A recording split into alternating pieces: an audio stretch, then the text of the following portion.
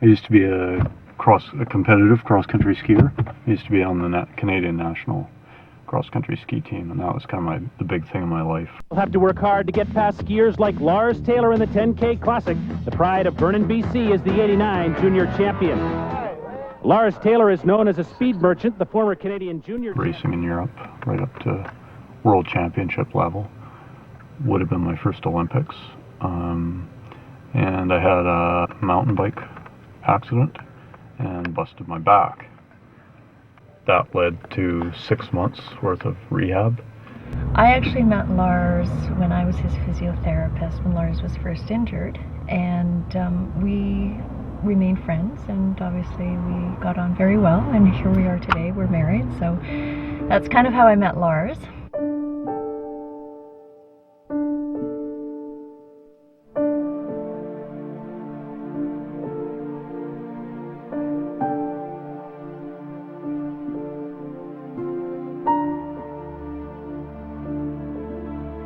And then I had my accident, and it took me a few years to get my act together after that. And I got into, I built these all-terrain wheelchairs, and that kind of got me the freedom to get out and get around on rough terrain a little better. And I got into skiing, mono-skiing. I mean, he was very active. He wanted to get outside. We'd go out in his daily chair, and he would take me on some adventures off-road in his daily wheelchair. So I got a taste of what sort of mindset Lars was coming from. Growing up in Vernon, kind of through the 70s and 80s, that was kind of an epicenter for hang gliding in those days.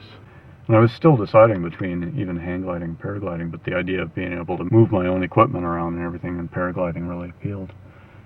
I had not really heard of paragliding before Lars talked about it. And the next thing I know, he was going to the West Coast Soaring Club meetings. And before I knew it, I had bought myself a glider, I had bought myself a harness, and I was flying, I was pushing him off hills. It's one of the most stressful things I could do in my life. And I don't know if it gets any easier either. My stomach gets churned up. It's just as like I was flying. It's all worth it because Lars gets to fly. He's going to be a happy guy when he comes down.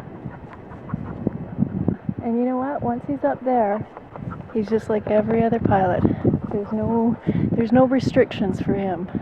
It's one of the few things in the world that, once I'm in the air, it's a level playing field. And that's pretty cool. And when you're disabled, that's a pretty, you get a lot of people that want to help you, but they also want, there's also that element of losing control of your own life. Mm-hmm. And when you're in the air, everything is in your hands. The launching thing is difficult, definitely harder to launch in a wheelchair than it is on foot. Landing is probably easier in a wheelchair than it is on foot, but in the air, we're talking, it's freedom.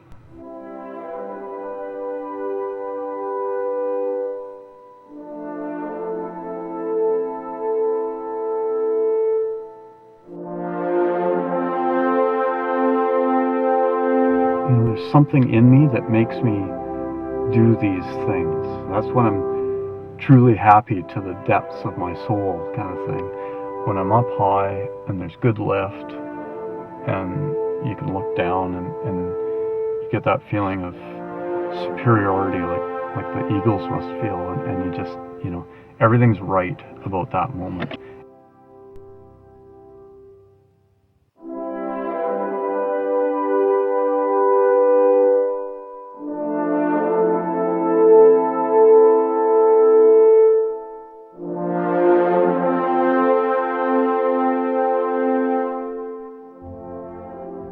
Going through everything that I went through was pretty terrible. A lot of pain, a lot of emotional pain, a lot of physical pain. But the worst part about it now, looking back, is what I put my parents through. And I don't want to do that again. But on the other hand, I can't deny who I am. And I think that's one thing you learn when you have an accident that results in a major disability is you really learn who you are at the core of your being.